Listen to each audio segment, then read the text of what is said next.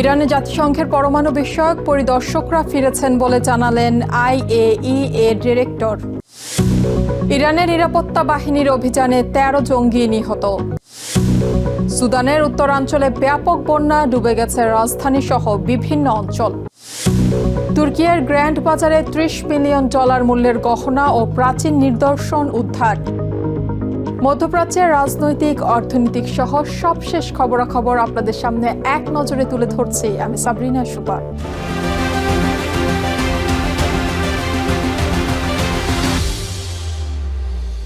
ইরানে আবারও ফিরেছেন জাতিসংঘের পরমাণু বিষয়ক পরিদর্শকরা। দেশটিতে ইসরায়েলের হামলার পর ইন্টারন্যাশনাল অটোমেটিক এনার্জি এজেন্সির সাথে সব ধরনের সহযোগিতা স্থগিত করে তেহরান। তবে মঙ্গলবার সংস্থাটির director general Rafael Grossi Fox নিউজকে বলেন, পরিদর্শকদের দল ইরানে ফিরে গেলেও কিভাবে পরিদর্শনের কাজ পুনরায় শুরু করা হবে তা নিয়ে এখনো আলোচনা চলছে। তিনি আরো বলেন, আলোচনার মাধ্যমে তেহরানের সাথে নতুন করে সুসম্পর্ক গড়ে তোলা কঠিন হলেও অসম্ভব নয়। ইরানের দক্ষিণ পূর্ব অঞ্চলে 3টি পৃথক স্থানে নিরাপত্তা বাহিনীর অভিযানে 13 জঙ্গি নিহত হয়েছে বলে জানিয়েছে দেশটির রাষ্ট্রীয় গণমাধ্যম এরনা। বুধবার প্রতিবেদনে বলা হয়েছে, নিহতদের মধ্যে 8 জন একটি দলের অংশ ছিল, যারা গত শুক্রবার সিস্তান বেলুচিস্তান প্রদেশে টহল দেওয়ার সময় 5 পুলিশ সদস্যকে হত্যা করেছিল। ইরানি গণমাধ্যমে বলা হয়, ওই হত্যাকাণ্ডের জন্য জঙ্গি গোষ্ঠী জাইস আল আদলকে দায়ী করেন। আল আদল গোষ্ঠী নিজেদেরকে জাতিগত বেলুচ সংখ্যালঘু হিসেবে স্বায়ত্ত শাসনের দাবি করে। পুলিশ এবং আধা সামরিক বিপ্লবী গার্ডের এই যৌথ অভিযানে আরও জঙ্গিদের আটক করা হয়েছে, তবে আটকদের সংখ্যা সম্পর্কে বিস্তারিত জানানো হয়নি। সুদানে আকস্মিক বন্যায় অন্তত 9 জনের মৃত্যু হয়েছে।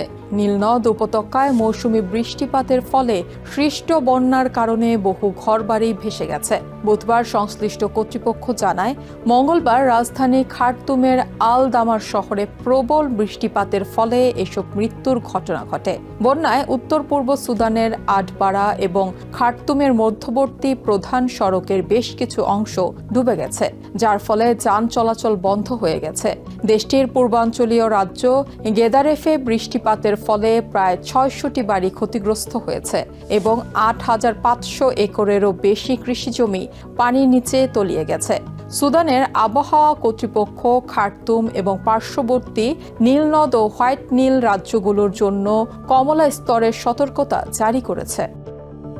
তুর্কির ইস্তানবুলের বিখ্যাত গ্র্যান্ড বাজারে অভিযান চালিয়ে আনুমানিক $30 মিলিয়ন মূল্যের গহনা ও প্রাচীন নিদর্শন জব্দ করেছে পুলিশ। বুধবার দেশটির বিভিন্ন সংবাদ মাধ্যম জানিয়েছে, ইস্তানবুলের পুলিশ হীরা পাচারের তদন্তে 10 সন্দেহভাজনকে গ্রেপ্তারের পর গ্র্যান্ড বাজারের ব্যবসা প্রতিষ্ঠান থেকে এসব অবৈধ গহনা ও প্রাচীন নিদর্শন উদ্ধার করে। ইস্তানবুলের প্রধান পাবলিক প্রসিকিউটরের কার্যালয়ের নির্দেশে ঐতিহাসিক ওই বাজারে 23টি ব্যবসা প্রতিষ্ঠানে অভিযান চালিয়ে আরও 40 জনকে গ্রেপ্তার করা হয়েছে। অভিযানে পুলিশ প্রায় 135টি গহনা, 1132টি মূল্যবান ধাতুর টুকরা সহ মোট $30.5 মিলিয়ন মূল্যের 267টি ঐতিহাসিক নিদর্শন জব্দ করেছে। পাশাপাশি কিছু আগ্নেয়াস্ত্র ও ডিজিটাল সামগ্রীও জব্দ করা হয়েছে। এক নজরে প্রতিদিন মধ্যপ্রাচ্যের খবর জানতে চোখ রাখুন TVN 24 নিউজ নেটওয়ার্কের ইউটিউব ও ফেসবুক পেজে।